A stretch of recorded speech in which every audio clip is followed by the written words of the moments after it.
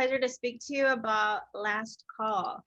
And this kind of worked out slightly better to discuss the writing process. I understand you both co-wrote this together, right? Mm-hmm. Yes. That is correct. Please tell me how you came up with this creative, sensitive concept. Take it away, David. Oh, well. It was inspired by a very good friend of mine, Katie Featherston. She was volunteering for the crisis hotline in Los Angeles.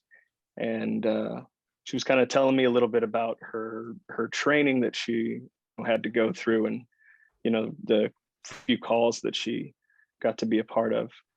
And it just struck me as kind of like the most raw interaction of somebody who's on the precipice of choosing whether or not they continue to live, and a stranger whose only goal is to convince them that they should. And so that was kind of the impetus of the idea. But of course, how do you make a 60 to 90-minute phone call interesting for an audience to watch? And so I'd worked with Gavin, not too long before, on a single take music video, and I knew that was kind of a format that he enjoyed. And so it was sort of like, well, that would be one way to make it very interesting, but how do you do a single take and still get to see both sides of the phone call? So I remembered him talking about working on a multi-screen single take feature that he had been developing for years, kind of similar to Mike Figgis's Time Code. And so we met, I want to say it was probably the next day, at Romancing the Bean in Burbank, California, where I was hosting at the time something I call, you like that place? Are you based in LA? The Sherman Oaks, yes. Yeah, that coffee shop rules. So you're familiar. Yeah. Yeah, that was so every Wednesday I would host something called Positive Coffee Talk, and the rule was you could only talk about good things that were going on in your life or in career, because as living in Los Angeles, people really like to complain about what they don't have or what's not going well. And so I kind of casually look over to Gavin. I was like, hey, Gavin, you want to make a feature film that's in a single take and it's split screen about a guy calling a suicide hotline? And it was like, we joke about how the tables sort of parted and our chairs just kind of came together, and we spent the rest of that hour mostly just sort of brainstorming and beginning to start the outline of the script. Okay, and what about you? Your take on that? I that is all accurate information that I can vouch for. No, so basically, as we were writing, we had our friend Katie as a valuable research assistant, because she lived and did the volunteering at the crisis center, and we kind of found that our movie was becoming unrealistic. And David and I were adamant from the beginning that it has to be real, it has to feel true. We don't want to sort of make light of suicide just as like a gimmick for a plot in a movie. So everything, we'd be like, okay, well, she's on the phone, and we get information either through Katie or our own research of like, well, the calls last 20 minutes and then they either send the police to do a wellness check at your address, or you've agreed to be safe and get off the phone. Well, what if there wasn't a supervisor? Well, there'd always be a supervisor there to take over if things got too intense. But like, what if there was a snowstorm and they could? And we're just like, okay, this is starting to sound like a big Hollywood blockbuster. And we just we were at this like stuck point of like, huh. And then I remember just calling David one day and said, what if it's a complete stranger? I don't know who the stranger is yet, but what if he misdials somehow? And that opened up a whole, it was refreshing for us, because then we could do anything, because the person on the other side of the phone didn't have to have experience, didn't have to follow a rule book. It wasn't a traditional call center. And from there, it just like the writing just took off, and it freed us up to get, because I think it was like, I mean, we took about a year to write it on and off, but that was also in part of Sarah, the actress, David, and myself were all incredibly busy on other projects, but also learning, we were kind of writing and figuring out the technical aspects of how to make this single take split screen movie at the same time. So took a little longer than any of us would have liked, but that's just the nature of doing something outside the box. So you guys both mentioned single take, and that was one of my questions that was saved for later. But so it was a single take for both characters?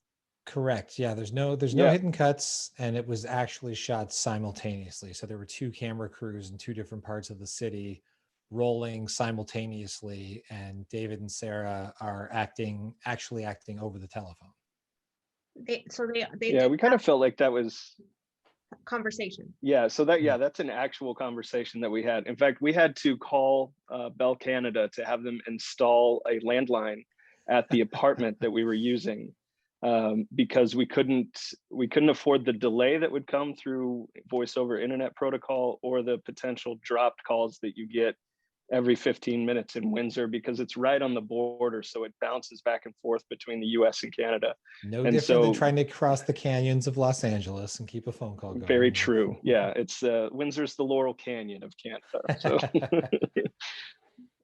but yeah, it was really the only way that we could accurately shoot the film, because there was so many moving parts, and in order to ensure that the conversation was real and that the reactions were real, we had to be on the phone for the entire shoot. Now, for you, David, I mean, the character of Scott, was it pretty draining? Yes. How draining was it, and how did you prepare for that? Because that's a lot to take. Yeah, I mean, obviously I had the advantage of doing a lot of the research writing the script, so there was definitely a lot of information to help inform that. And I was able to pull from my own experience with depression and anxiety. And I think the most difficult part for me was trying to get myself to the headspace where I could understand why somebody would choose to take their life versus continue to live. And I think my biggest kind of hesitation with that was, I was afraid that if I could really understand it for someone else, that I'd be able to understand for me. And so that was the most trying thing to really get myself to an emotional place where I could understand, feeling like leaving would be the best thing for everyone. I don't think that it's a selfish, which was, I think, my feeling about suicide has changed pretty dramatically through making this film and shooting it. I used to feel like it was a selfish thing, and now I've come to realize that it's not out of a selfish thing. It's the belief that everyone would be better without you there. And that was when that sort of clicked for me, was when I felt like I was really able to embody all that Scott was representing for this story. Yeah, it was, I'm still, I would say still, even though we're a couple of years from shooting it, there's still aspects of that character that that I'm kind of working through to kind of take off, like a shroud of some sort. I think I just, talking through this and asking about the kind of like exhaustion of every take, I was operating the camera on David's side, on Scott's side of the story. So I remember, every take that would end, it was a very small crew. We had a sound person, a spotter, myself on camera, and David acting. That was it on that side. And we'd all just like collapse in exhaustion, like both from the technical feat and the acting performance. And then just, it was a very long, quiet, like 2 or 3 minutes before the phone would ring from the other side, and we discuss if we got the take or not. But it's just, yeah, I vividly remember the exhaustion in you on all of those takes. I mean, I imagine so, especially right now promoting the film, and you ongoing conversation about it too. That's Yeah. exciting. That's more exciting than it is exhausting. I will, anybody, yourself included, who wants to talk to us about our little baby indie film, we are happy and there. I don't even need coffee in the morning to get up and talk about it. That's great. So right now you were talking about, shooting. So for you as a director, how is it to direct both ends at different locations? How did you go about? We would, we made this on a very small shoestring budget. So we had 10 days of rehearsal and 4 days to shoot the movie. So that was it. We were getting it or not. So the way we broke up those 10 days were we would rehearse in the apartment on Scott's side of the story for the first half of the day. Sarah would be in a different room. And to be able to be on the phone with David, we would plan everything out. Then we'd move over to the college for Beth's side of the story and work on that. And then after about 2 or 3 days, we actually started to separate the two teams. And the way that it worked is essentially we blocked everything out. We knew what had to happen. We would record every single rehearsal. So every night I could go home and the whole team, like the actors, the cinematographer, most of us were living in one kind of house together as well. So it was pretty convenient.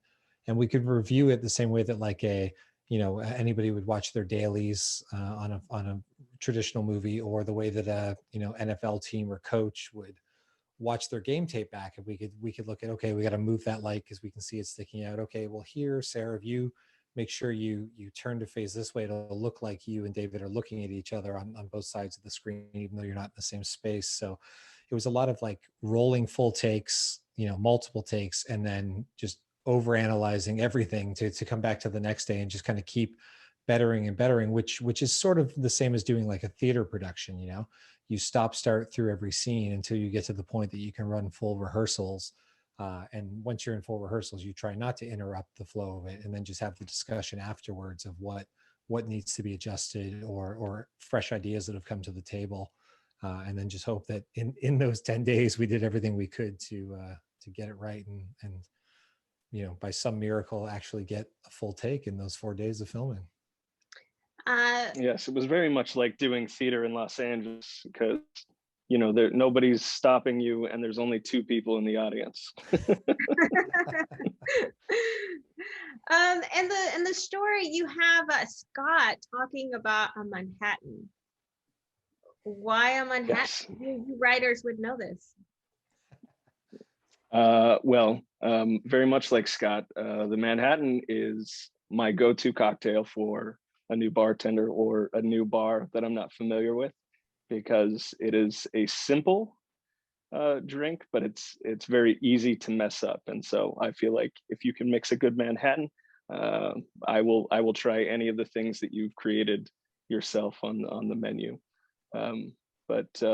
Yeah, I am a lover of all things bourbon. And so well, I think it's that informed a lot of Scott's drinking habits. They do say write what you know, so that might be alcohol and bourbon for David, and over ambition for myself. There Yeah. So in this film, you have Beth's character where she's trying to figure out how to talk to this person on the other end, close to committing suicide. And from watching, and I don't know if I'm just picking this up, but and you from doing your research, what were some trigger words that you would say you should not use with these type of people? One of them I picked up was maybe, saying accidents happen. Yep. People don't like to be placated, and that happens all the time in life, where they're there, it's not so bad, you could just get over it. Those tend to be very triggering, angering things for all of us, even in much smaller, less complicated situations.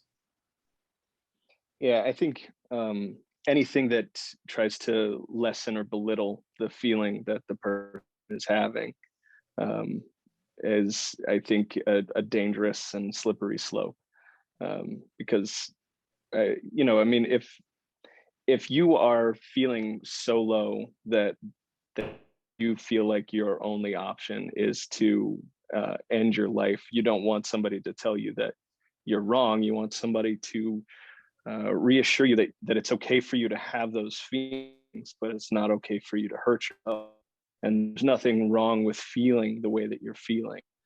And to be willing to listen. I feel like listening is probably, it's an interesting metaphor, because for this particular film, both Sarah and I had no choice but to listen.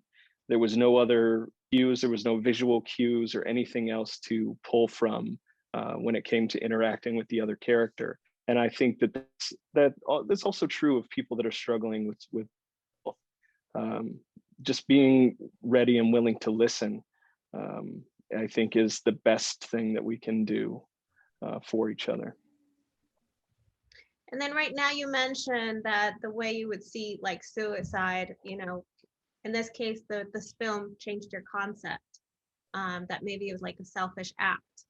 After doing this film and everything you watched, how do you see life? How do I see life? You know what? It is a maddening, beautiful, frustrating, exciting journey. It's interesting as we I just had my first what's the year now? I was about to have my second child when we shot this film, and it's really interesting that having children's changed my perspective about a lot of aspects of life, about the longevity of it, about the shortness of it, and about the importance of every little moment. And so, I'm by no means perfect at it, but it's really made me a lot more mindful about being present in any moment, that every moment has the potential to be precious and a lasting memory, even if it seems like a trivial bit of time. So I would that's my biggest takeaway is trying to remain present and just to enjoy each day as it comes along, and to not worry too much about what's happened in the past or focus too much on what's going to be coming in the future, and to really just be in the habit of enjoying myself day to day. And for you, Gavin? I've had friends and collaborators that have committed suicide, and everything, the idea of the selfish act, and just so much anger and just lack of understanding of why that could happen. And through the process of making the movie, one of the most impactful things for me was if we were at a festival or some of our early sort of like public screenings and premieres, having people approach us during the Q&A or in the lobby afterwards that felt comfortable talking to David and I as the writers of the film, and sharing their mental health struggles, their attempted suicide, family members that had committed suicide, that they felt open to talk to us. And through a lot of those discussions, really, I tend to shy away from things like that. I'm like Beth, I don't know what to say. I don't feel comfortable like that I have the right answers for anybody. And it comes down to, it's not about the right answers. It's about being able to listen to people. And my sort of understanding and appreciation of mental health has been vastly expanded through like the experience of making this movie. So I definitely have more empathy and sympathy towards those in my life, and just trying to do what the movie's message is. Maybe for the first time ever, listen to the own message I put in the movie of just listen to people, call friends more often. I think the pandemic's brought that out of a lot of us. It's like we all have an abundance of time that we didn't necessarily have before in our busy lives and work schedules. And it's, do I put another episode of something on Amazon Prime or Hulu, or do I pick up the phone and call somebody I haven't talked to in a few months and just say, hey, how you doing? Tell some jokes. And I've definitely learned to appreciate life a lot more, and just in being actively involved in friendships and family and whatnot, instead of just when it feels like an obligation or just the thing you do, or at least appreciate more deeply the time I get to spend with those friends and family. Well, thank you for this film. This is definitely going to open conversation, especially like you mentioned with the pandemic. A lot of people, struggling psychologically. And you mentioned about the film festivals at the film festival. Yeah. I just want to congratulate you because you guys were winners of 25, right? Oh, if not mistaken. Yeah. It was well received at festivals. I think well beyond expectation and wildest dreams. Our festival run was just so, you know, David and I were able to attend the vast majority of those either separately or together. And there's nothing quite like it for a filmmaker to be able to sit in an audience or chat with people afterwards and get that sort of direct feedback versus just either worst movie ever, best movie ever comment on Facebook out of somebody. And, you know, to hear the appreciation of the film that we had made and just get to see different countries, you know, different parts of America and Canada react to the movie was, and the awards on top of that is just couldn't ask for more.